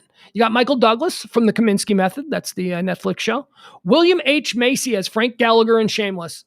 Shameless ended its 10-year run now. Frank Gallagher is a father of it's just a dirtbag family. A lot of people call them white trash, but I'm here to correct you. That's my neighborhood. That's where I'm from. They're not white trash. They're Shanty Irish, and there is a difference between white trash and Shanty Irish. And the Gallaghers are most definitely Shanty Irish. So this is actually wonderful seeing William H. Macy get nominated for this, because Frank Gallagher is one of the great characters in television of all time. Frank Gallagher, if you could just see a greatest hits reel, a highlight reel of Frank Gallagher, William H. Macy's character, and the shit he's tried to pull out, he's a con man. He's a dirtbag. He's a loser. He's an alcoholic. He's terrible. He's like, but he's so funny. Then you got Jason Sudeikis here for Ted Lasso. Again, this is outstanding lead actor in a comedy series. Kenan Thompson for Kenan. How do you not love Kenan Thompson, right? I mean, he's like, whether you go all the way back to Kenan and Kel on Nickelodeon, or his years and years on Saturday Night Live, and now he's got this sitcom that I suppose is doing well for him. I really don't know because I've never watched it. Again, I typically don't engage in network comedy. We covered that a little bit earlier. All right, so who do we got? Do you really have to ask? It's Ted Lasso. Again, it's Jason Sudeikis. Ted Lasso is going to win for Best Comedy Series. Jason Sudeikis is going to win for Best Lead Actor in a Comedy Series. How do you give it to anybody else? I mean, I'm looking here. I would love to give it to William H. Macy. I think that maybe William H. Macy deserves it. I think that William H. Macy probably should have been a winner of this award 5 years ago, but he didn't. They didn't give it to him 5 years ago. And now the series is over, and it's like, okay, we're going to give you one last shot at it. And he's going up against the phenomena, which is Jason Sudeikis as Ted Lasso. Ted Lasso. That's your winner in that category. How about outstanding lead actress in a comedy series? Adie Bryant for Shrill. That's on Hulu. Kelly Cuoco for The Flight Attendant. See, I like that, The Flight Attendant, but I don't know. Is it a comedy series? I don't really know that it's a comedy. I think it's a show that they don't. Maybe a dramedy would be a better description, and they don't really have a category for that. So let's just cram it in. Adie Bryant for Shrill, Kaylee Cuoco for The Flight Attendant, Allison Janney. Let me update my list for you. Totally forgot this lady. National Treasures, Catherine O'Hara, who's actually Canadian, I believe, but we're going to claim her, just like we do with everything good that comes from Canada. We drag it down here. National Treasures, Catherine O'Hara, Jean Smart, and Allison Janney, who is nominated here for Mom. Allison Janney is so great. She's just, I mean, she's always going to be CJ Craig from West Wing to me, but every time she's on screen in something, I'm like, that's a cool lady. I like that lady. That lady is cool. So we also have Tracy Ellis Ross from Blackish and Jean Smart. We've got two national treasures, Jean Smart for Hacks, the HBO show. I love A.D. Bryant. I really like Kaylee Cuoco. Allison Janney is a national treasure. Tracy Ellis Ross is Diana Ross's daughter. I don't know what else to say about her. Tall, thin, and Jean Smart. This is a two-horse race. Can you use those sort of words when we're talking about women? This is a two national treasure race between Jean Smart for Hacks and Allison Janney and Mom. I've got this is just going to come down to what show I believe is better, and I believe that Hacks is better. I believe that Hacks is the second best comedy show of the year behind Ted Lasso. And if you don't know, Hacks is the story. Hacks is a really cool story. She plays a Joan Rivers type, who's this just iconic, legendary female comedian, groundbreaker, ceiling buster, all of that sort of stuff. And she's sort of at the end of her career, and she's in Vegas, and her casino that she works at is, wanting to get younger and hipper. So they're kind of moving her out. This happens. And her management decides that she needs a cool young edge to her, and she needs to update her material. So they hire this young Gen X, no, not Gen X, she's not even a millennial. What, Gen Z? Like 22-year-old comedy writer girl from Hollywood who doesn't want to work with her. In fact, she calls her a hack, which is why the show's called Hacks. And I'm one of the hottest young female comedy writers in Hollywood right now. Have you seen my YouTube hits? And now they want her to go write quietly for this Joan Rivers character played by Jean Smart. And, it's all about that. It's about the relationship. It's about the give and pull. It's about, do they become friends at the end? The girl who plays the young comedy writer is tremendous as well. I don't see her. I don't know that she is nominated here. But fun fact, she's Lorraine Newman's daughter. If you remember Lorraine Newman, one of the original Not Ready for Primetime players, this is her, the co-star of Hacks, who plays opposite Jean Smart, is Lorraine Newman's daughter.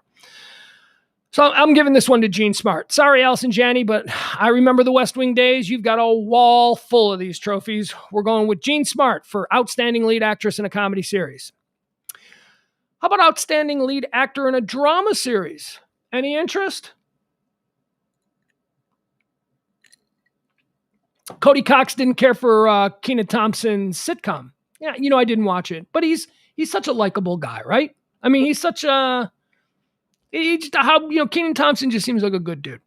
Outstanding Lead Actor in a Drama Series we got here. Sterling K. Brown, This Is Us. Boy, yeah, that's a dignified man. He's the guy with the glasses, right? He's very sort of uptight and buttoned.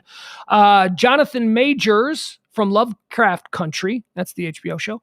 Josh O'Connor as Prince Charles on The Crown. I probably shouldn't read anymore because that might be my winner here. That dude is great. If you watch The Crown, they've got some roles that are difficult to fill. The Queen, certainly. But, we all know and are familiar with Prince Charles. We've seen him for years and years. And Princess Diana, are you kidding me? America's Princess? Some unknown actress has to step in and play Princess Diana. I mean, they had difficult roles to fill. Josh O'Connor as Prince Charles is terrific. It's terrific. You never think you're going to like Prince Charles. He seems like a complete drip. But Josh O'Connor actually turns him into a fully formed three-dimensional person who you kind of feel empathy for, especially when you learn about the whole Diana thing where he was forced to marry her and, and Camilla and all. You really get, in the last season of The Crown, you really get that whole bizarre love triangle, if you will, of the Camilla Bowles, Diana, and Prince Charles. It really sort of, you understand it more, and you kind of feel bad for, you feel bad for Diana, certainly, and she's gone, God rest her soul, but you really also, for the first time, you get to see sort of what Camilla went through. And she's now married to him, and they seem to be fine. She's going to be what do they call that? Would she be like the queen regent or something if he becomes king? But yeah, it was really good. So Josh O'Connor for Outstanding Lead Actor in a Drama Series. The other nominees are Regent Page. That's the guy I was talking about, the really good-looking guy from Bridgerton. Billy Porter from a show called Pose. That's the FX thing that I'm just not familiar with, so my apologies. And Matthew Rhys as Perry Mason on Perry Mason, the HBO show. I didn't watch that. Anybody watch the Perry Mason show? I'm not sure. I love Matthew Rhys. If you don't know who, and I might be saying it wrong, but if you watched The Americans on FX, and I think it's now on Hulu, and if you've never watched The Americans, you should watch just go to Hulu and start binging The Americans. Americans is the story set in the 1980s during the Cold War. And it's about a suburban American couple and their kids and how they're typically American and all this. And they're not. They're KGB agents. They're double agents. It's a great show. It's really a good show. So who am I going to take here for the Outstanding Lead Actor in a Drama Series? It's not too much for me to think about. That's going to be Josh O'Connor as Prince Charles on The Crown. He was really good. Outstanding Lead Actress in a Drama Series, Uzo Aduba as Dr. Brooke Taylor in Treatment. Not familiar. Olivia Coleman as Queen Elizabeth on The Crown. Was it? Jeff Glenn is saying that Perry Mason was decent. Okay. It's one of those things I'm kind of interested in, but I just never got there. Olivia Coleman as Queen Elizabeth II. This is a tough one because she is so good. And The Crown, because it tells the story of Queen Elizabeth from the time that she was a teenager ascending to the throne just after World War II to now, obviously every couple of seasons, every season they seem to tell a decade, like, the 50s and then the 60s and then the 70s. We're in the 80s right now. I think the 90s are going to be in the next season, or maybe the late 80s into the 90s, whatever. We're going to get Diana's death in the next season, though. We know that's coming. So they have to change out the characters. Like, there was already a Prince Charles that wasn't Josh O'Connor. The Prince Charles was a little boy. He was a little boy actor back in the 1960s. So when they went to Olivia Coleman, when they decided to cast her as the new queen, boy, those of us who loved the old queen, we were very upset. We're like, why can't they just make her hair gray? Why do we have to lose the old queen? She was darling. But Olivia Coleman blew everybody away. She is so good as the 40, 50-something Queen Elizabeth. She is so good. But not quite as good as Emma Corrin. Emma Corrin is Princess Diana, also nominated here in The Crown. It's Queen Elizabeth going up against Princess Diana yet again. And this time, I think it's going to be Princess Diana who buries the queen. I don't. If it's a choice between those two, then I'm definitely going to have to sign up with Princess Diana. And so I think I just lost my spot. I am so sorry. Something just happened. There we go. Yeah. The next nominee is Elizabeth Moss for The Handmaid's Tale. Don't watch that. I know I should. I know that people love that show. It doesn't really, it doesn't interest me. It's terrible. It's okay. Just going to watch women be subjugated and turned into breed mules it doesn't appeal to me. The whole vibe of it just doesn't appeal to me. But Elizabeth Moss is a terrific actress, so good on her. MJ Rodriguez is also nominated. She's, again, another one of these people in Pose. And boy, if there's any Pose fans out there, I apologize. That's not something I'm familiar with, so I'm just jumping over. And the last one in the category, Lovecraft Country, gives us Journey Smollett as Letitia. Journey Smollett, I really like her. You first saw her in Friday Night Lights. I think she was Smash's girlfriend or whatever in Friday Night Lights, the old TV show on NBC. But beautiful, man, is she beautiful? She is a knockout. She is Journey Smollett is one of the most beautiful women in Hollywood right now. The problem, though, and I hope this doesn't go on to affect her in her career, She's the sister of that Jussie Smollett guy. Remember him? The guy who faked being attacked by MAGA and just lost his entire, I guess he was on that show Empire. Yeah, it upsets me because Journey Smollett is a wonderful young actress, and I just think that maybe for at least the next year or two, her career is going to have Big Brother Jussie stink all over it, which is unfair to her, but that's it. All right, so who's going to win? Who's your pick to click for the outstanding lead actress in a drama series? I'm going with, of course, this Emma Corrin girl who played Princess Diana. What a fantastic job. And that has to be the toughest role of all the roles in the television show The Crown. And obviously, the Queen is a different one. You want to get the Queen right each time you reinvent the character, or recast the character, I should say. But the world is so in love with, or was so in love, and still to this day, with Princess Diana. That's a difficult cast, and they nailed it. They got a girl. First time I saw her, I was like, that's Diana? And then as the season unfolded and we got to see her and her personality, I was like, wow, this girl is good. What amazing. They knew what they were doing. They sure did. They knew what they were doing. So that's who my pick is for that category. Again, outstanding lead actress in a drama series. Outstanding lead actress in a limited or anthology series. Lead actor, we already did it. We'll run through it quick. Paul Bettany as Vision in WandaVision. Hugh Grant in The Undoing. Ewan McGregor in Halston. Lin-Manuel Miranda as Alexander Hamilton on Hamilton, and Leslie Odom Jr. as Aaron Burr in Hamilton. Paul Bettany, WandaVision. I already said WandaVision is one of the best shows, one of the 3 best shows of the year. Recapping now. Ted Lasso, number 1. Hacks, number 2. And then there's WandaVision, which is so incredibly unique and so incredibly different than both of them. I just don't know how. That was weird. I was just looking at 2. Okay, everything's backwards. I don't know how to rank. You can't rank WandaVision is a truly unique show, a mind-blowing show. So I'm giving it to Vision. Paul Bettany, he's going to win there. Outstanding lead actress in a limited or anthology series. Michael Cole for I May Destroy You. Cynthia Erivo as Aretha Franklin in Genius, Aretha. Elizabeth Olsen as Wanda Maximoff, the Scarlet Witch in WandaVision. Anna Taylor-Joy, or Anya Taylor-Joy as Beth in The Queen's Gambit. And Kate Winslet as Mayor Sheehan on Mayor of Easttown. Didn't see that one.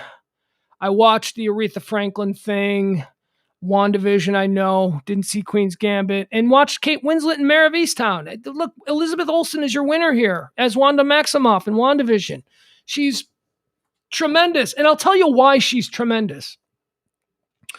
WandaVision, for the first few episodes, and don't ask me to explain why this is, but it makes sense if you watch the show. You understand it.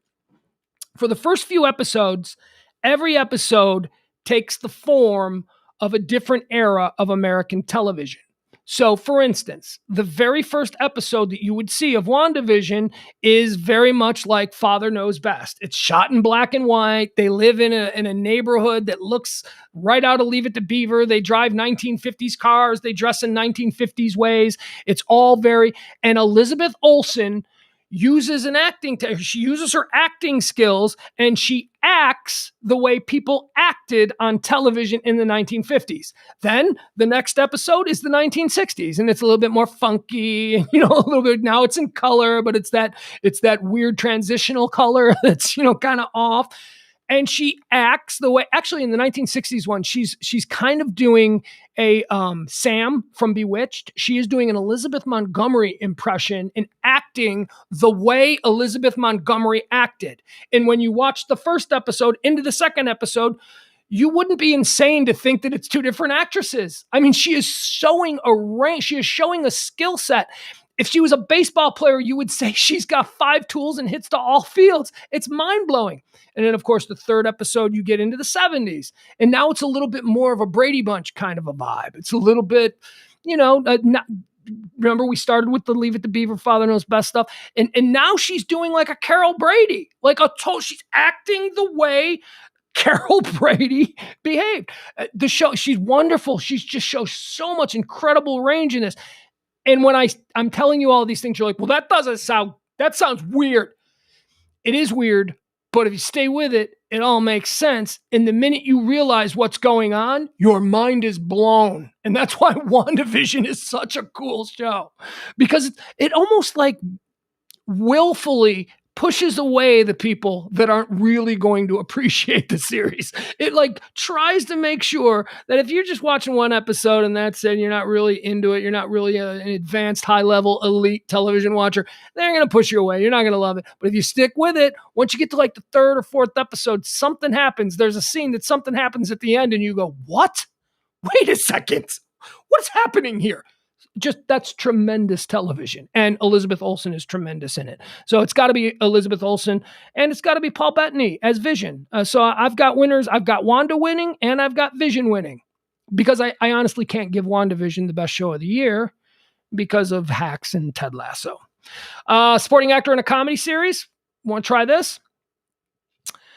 We got Carl Clemens Hopkins as Marcus Vaughn on Hacks. So good. Brett Gold. This is where the shit gets really difficult, people. These are the categories I needed to get into. Supporting actor in a comedy series. You got somebody from Hacks who is not somebody, I shouldn't say that because Hacks is good. You get the guy who plays the Joan Rivers character's business manager or personal manager. That's Carl Clemens Hopkins, and he's terrific. But here we go. Also in this category is Brett Goldstein, who plays Roy Kent on Ted Lasso. He's followed by Brendan Hunt, who plays Coach Beard on Ted Lasso. He's followed by Nick Mohammed, who plays Nathan on Ted Lasso. And then there's Paul Reiser from the Kaminsky Method. And then we're back to Jeremy Swift, who plays Higgins on Ted Lasso. Kenan Thompson, we know who Kenan Thompson is, but he's nominated here for Saturday Night Live. And Bowen Yang, also Saturday Night Live. So here's what you got. You got someone from Hacks. You got Roy Kent from Ted Lasso, Coach Beard from Ted Lasso, Nathan from Ted Lasso, Higgins from Ted Lasso, Paul Reiser, Kaminsky Method, Kenan Thompson, Saturday Night Live, and Bowen Yang for Saturday Night Live. This absolutely sucks. This sucks because I'm really worried. First of all, the top three should be all Ted Lasso people. You know, they just should.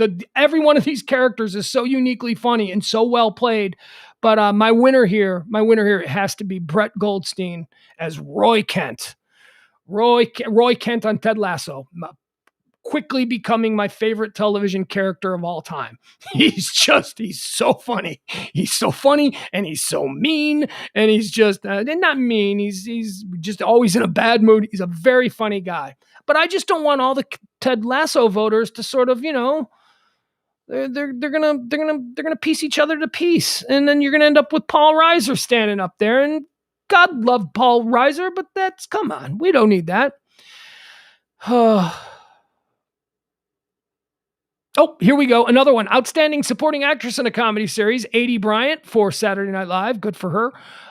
Hannah Einbinder as Ava Daniels on Hacks. This is nice to see that she's getting nominated. Hannah Einbinder is the daughter of Lorraine Newman from Saturday Night Live. You remember the original? We talked about it a little bit. Were you with me? You were staying with me? Okay.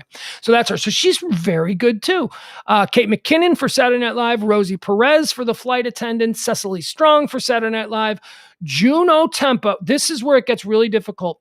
Juno Temple as Keeley on Ted Lasso, going up against Hadda Waddingham as Rebecca from Ted Lasso.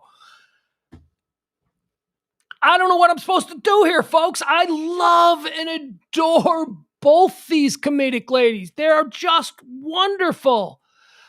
Oh, you know who Hannah Waddingham is? For those of you Game of Thrones fans, this blew my mind. She plays Rebecca, the owner of the soccer team, the football club in Ted Lasso. She's the owner.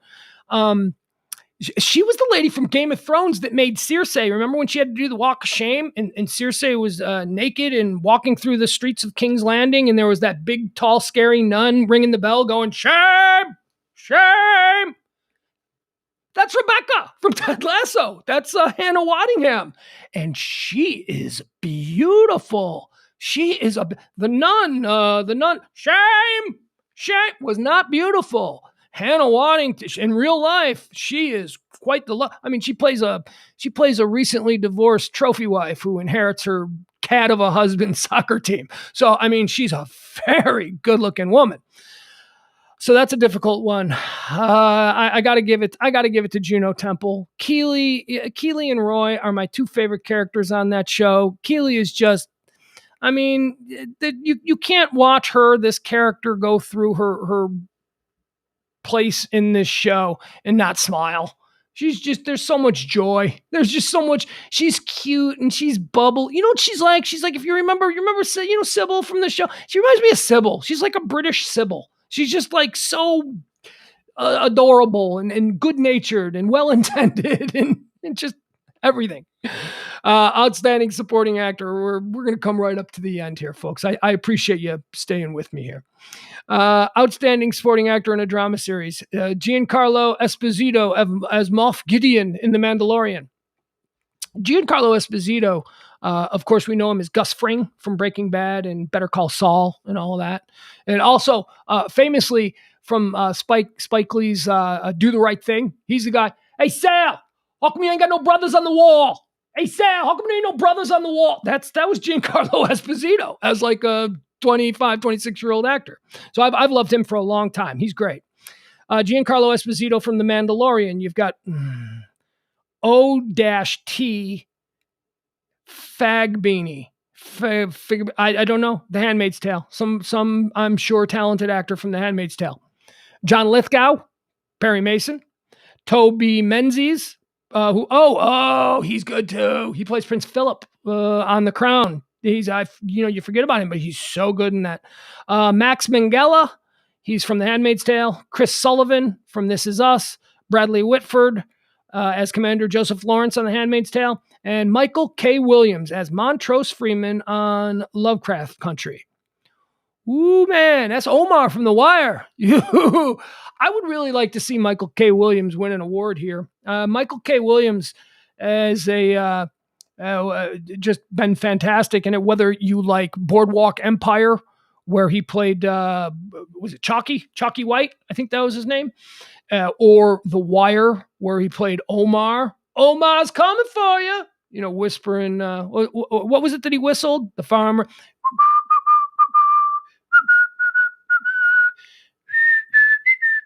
Hey, yo, Omar's coming. And then everybody would run because he's just walking down the middle of the street in Baltimore with a big sawed-off shotgun under his trench coat, whistling a farmer in the dell. That's a scary dude. What a great actor, though.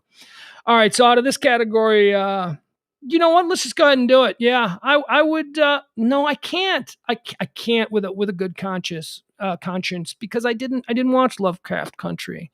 I watched a couple of episodes. Toby Menzies, The Crown. That's my pick. Supporting actress in a drama series. We got more Crown coming up here. Gillian Anderson is Margaret Thatcher from The Crown. She was good. She was so good. Helena Bonham Carter as Princess Margaret from The Crown. She was so good. Everybody in The Crown is so good. Pugs, you want to turn in your man card? You're watching The Crown. Shut up! It's not. Why people? That's a chick show. It is absolutely not a chick show. It's a history show. It is a hardcore, heavy history show. So it's not a chick show. You're confusing it with like Downton Abbey or something. I guess that's a chick show. The Crown is not a chick show. If you like history, it's about John Lithgow as Winston Churchill in the very first season of The Crown. It's not a chick show. That guy throws down. And we got Madeline Brewer, who's from The Handmaid's Tale, and Dowd, who's from The Handmaid's Tale. Emerald Fennell as Camilla Parker Bowles from The Crown. She's good too. The Camilla I was talking earlier. She's good. Yvonne Strahovski. I know who she is. She's that beautiful blonde lady. She used to be on, was it Ed? I think it was Ed. No, not Ed. What was the other one about the guy who became a secret agent? I always get it confused with that. Doesn't matter. She is Serena Joy Waterford on The Handmaid's Tale and Samira Wiley as Mora in The Handmaid's Tale. So this is a whole bunch of Handmaid's Tale people here. I don't watch Handmaid's Tale. So let's see. Of this group, I really don't think there's much of a choice. It's Gillian Anderson as Margaret Thatcher. She crushed it on The Crown. She was so good. Gillian Anderson as Margaret Thatcher for 10 episodes of The Crown might be better than Meryl Streep as Margaret Thatcher in The Iron Lady. And I saw both of those. I'm not kidding when I tell you Gillian Anderson's Margaret Thatcher was every bit as good as Meryl Streep's, and maybe even better because she did it for 10 hours, for 10 episodes. Outstanding supporting actor in a limited or anthology series or movie. Let's see here. All right. We care about the side people in those? No, I don't either. Here's one that I care about. This is one just for me. Outstanding writing for a comedy series. These are the people that never get any credit for anything. And I got a lot of friends who are comedy writers who write for shows. I don't know if any of them are nominated here. But let's look. Outstanding writing for a comedy series. The Flight Attendant. Now, that's the HBO show with Kaylee Cuoco where she plays a party girl flight attendant who wakes up in bed with a dead guy. And then the whole show is about what happened because she can't remember. She just wakes up and he's dead. And it's what happened? I don't know. Girls 5 Eva. I guess that would be Girls 5 Eva. Girls, I don't even know what that is, but that's nominated for writing for a comedy series. And that was written by someone named Meredith Scardino. Oh, it's a Peacock show. Too many platforms, folks. I can't. Thank you, Cody. Cody agrees with me. So you got to give that to Gillian Anderson. She was, thank you. Brady agrees as well. Gillian Anderson was freaking amazing. And it was chalky white. Thank you. I appreciate it. I promised to pay more attention to the chat room. And here, you know what it was? I just wanted to get this segment out of the way. And now that I'm like 50 minutes into it, I'm like, I probably could have done this in 10 minutes. But I'm not working in regular radio anymore. We can just be casual and talk. And you put me on in the background. And as that guy's talking, oh, what did he say? Oh, I like that show. I'll listen here. I won't listen there. Whatever. I don't care. I'm having a drink. Outstanding writing in a comedy series. So Girls Forever. And then we got Hacks. Hacks is another good one. Paul W. Downs and Jen Statsky for HBO Max. Pen 15. That's on Hulu. Maya Erskine. What do I know that name? I don't know. I didn't know that name. That name rings a bell for me. Outstanding writing for a comedy series. Here we go. Ted Lasso for the episode Make Rebecca Great Again. That was a good episode.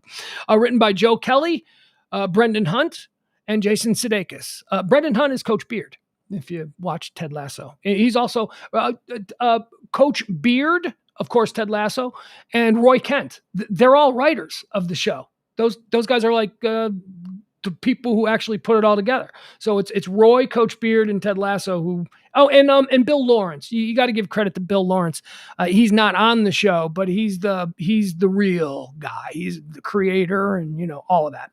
Good follow too on Twitter, Bill Lawrence. If you're, and then there's another one nominated here for Ted Lasso. So two Ted Lasso episodes nominated here in the outstanding writing category. For which episode is this? Oh, for the pilot. For the pilot episode of Ted Lasso. Pilot episode's pretty good. I mean, I probably wouldn't have stayed with it if the first episode wasn't good. But Make Rebecca Great Again is one of the coolest episodes of the series. So I'm definitely going to say that the best writing for a comedy series episode is going to be the Ted Lasso episode Make Rebecca Great Again. And now best writing for a comedy series. This will be the last one we'll do. Best writing for a comedy series, you got The Boys, The Crown, The Handmaid's Tale, Lovecraft Country, The Mandalorian, Pose, and that's it. Best writing. This is unfair because, The Boys is a really cool show. It's visually stunning. It's such an interesting premise. It's really a fun show. And, the dialogue is great, and there's witty lines and funny jokes and cool scenes and well-crafted dramatic scenes and moments of stress, and it puts you on the edge of your seat, and it's all wonderfully done. But it's up against The Crown. It's in a category with The Crown.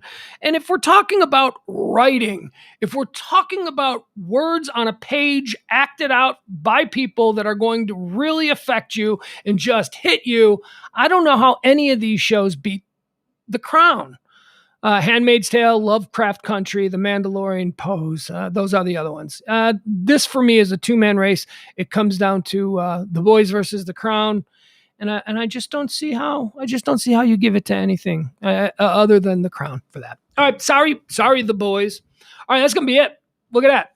We made it out. Oh, also very, very proud to say Ted Lasso, I've been saying this, nominated for more Emmys than any freshman show in the history of the television Emmys. More than it. So I'm very proud.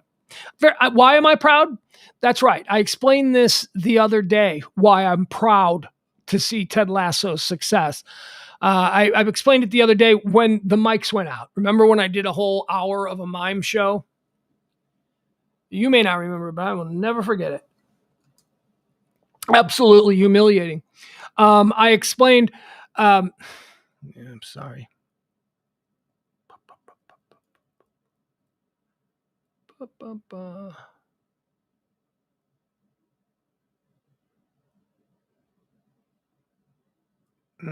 All right, never mind. I'm sorry, folks. We're at the end of the show, and I should just wrap this up, right? So.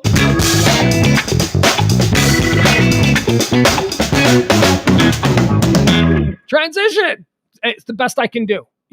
That's that's the best I can do right now. We're putting all of this together. Thank you. And share and talk to people, especially, my friends here in Dallas. We're going to build this. It's going to be a slow slog. One of the really nice things that we have noticed is that the pages that we created for this, that were brand new, that had 0 on the day that we launched them, every single day they have doubled in numbers. So we're just going to keep doing it. And a lot of that has to do with you folks, and you folks being sure to share and friend. And that's the other thing. It really is important that if you see anything about the show, if you like the show, if you're into it and you're some of these diehards in the chat room, if you like the show, please share everything. Just share everything. Just share it to your timeline. Share it to your friends. If you show it to 100 people and like one guy comes by and likes it, that's a unbelievable win. And that's how we do this. That's how we build. We're not going anywhere. Every day we build out the studio a little bit more. We're going to have stuff behind me. I'm not always going to have just a big white wall back there. I promise you, stuff is coming. And that's it. I'll see you at noon tomorrow. And remember, the noon show, folks, is more of a topic-driven, here's what's happened. It's more fast-paced. It's more quick in and out of different stories. We try and tell you everything that's happening in the world while you sit there, hopefully enjoying a healthy and delicious lunch. All right, that's going to be it. Thank you all. And I still haven't really created a new sign-off. And I don't know I'll work on that. In the meantime, cheers to you. See you tomorrow at noon. I'm Pugs Moran. It's Pugs Moran Live on the Radio Misfits Network.